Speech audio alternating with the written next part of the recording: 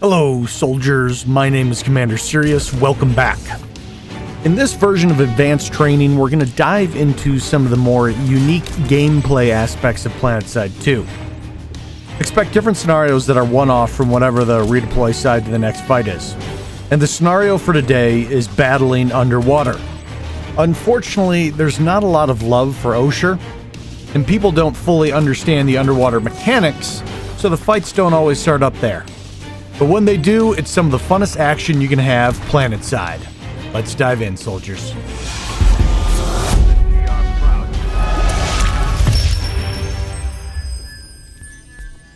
So, soldiers, the alert is on, and the sea post needs capturing. Who you gonna call? Aquaman? No. You're just gonna pull out your amphibious weapons. We'll dive into the full loadout in just a minute, but I want to kind of talk about the play underwater overall. It is slower. You move slower, there's more bullet drop, and especially after run around topside, that can feel uncomfortable to people. The effect it has is it brings the battles closer, and it gives the first person to shoot the advantage in general. And it's funny, people don't seem to love Osher underwater combat, but I also see tons of complaints of this happening. Some heavy assault, ducking, dancing around, popping medkits, and then they whirl around and dome them with a couple headshots. That's a very integral part of the standard on-land FPS combat. But that's what I think is so cool about the underwater battles, is that it's a completely different FPS mechanic all of a sudden. The strategy is different, the positioning's different, how the weapons play is different. I'm sorry, standard FPS mechanics get boring. It's nice to have a change of pace, and that's what the underwater combat does. So we're going to start by going through what class and loadout I like to play underwater. I pretty exclusively play medic for a couple reasons. Heavy assaults, rocket launchers don't work underwater, kills a lot of their utility. Engineers, their turrets don't work underwater, kills a lot of their utility. For infiltrator, I move very fast with the play style, and that is not underwater play, so I stay away from them. But I've seen some very effective bolters underwater. Light assault, extremely functional underwater, still has the use of their C4, so they are kind of the AV work underwater, but they have to use their jetpack rather than a cool propulsion device, so it's kind of a secondary to medic for me. So let's dive into my underwater farm loadout here. In the weapons slot, I stick to amphibious weapons. Yes, if you haven't played in a while, any small arms weapon now works underwater, but there is a significant gravity penalty to non-amphibious weapons. So the starfish or the swordfish or whatever one you're trying to Araxium, I recommend sticking with those. Your medical device does work underwater, keep that close at hand.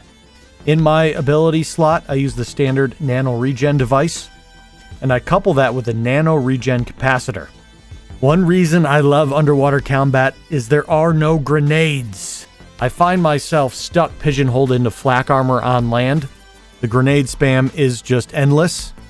Underwater, I don't have to worry about protecting from those explosives, and I'm using a carapace loadout, so I don't need my shields to regen faster or sooner.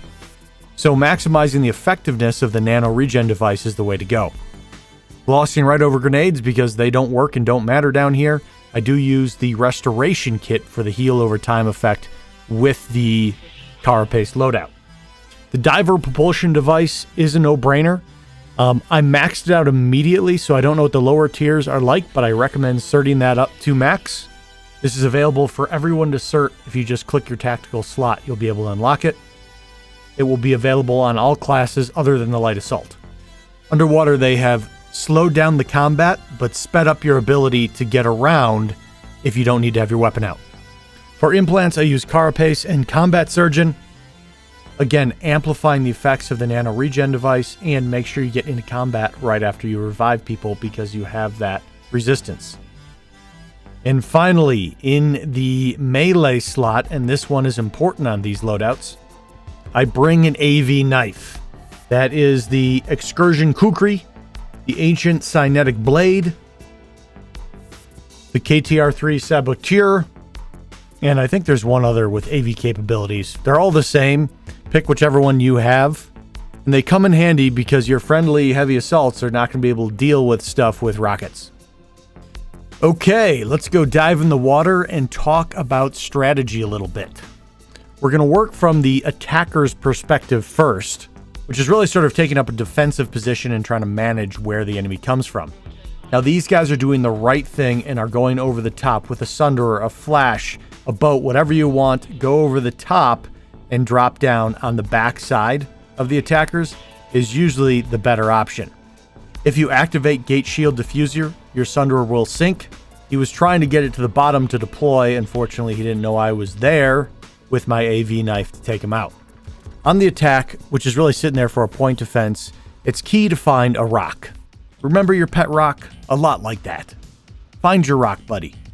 You have to remember, underwater, everyone is effectively a light assault.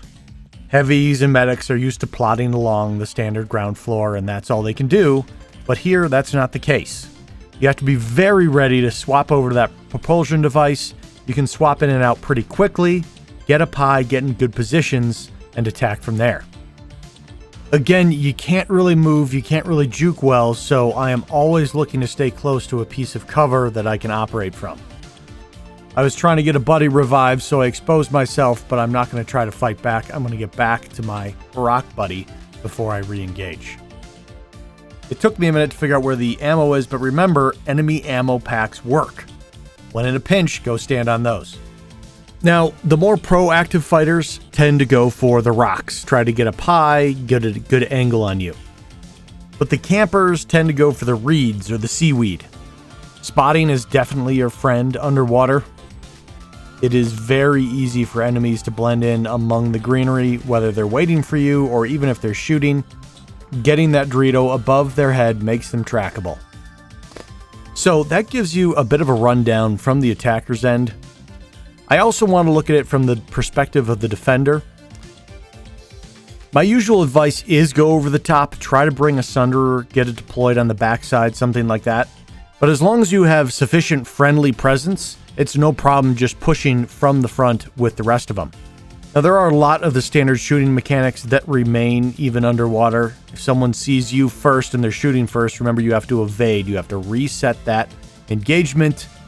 Make sure that you are coming at them as the first shooter out of cover. For me, I am trying to create a wave with my friendlies. I am picking up bodies.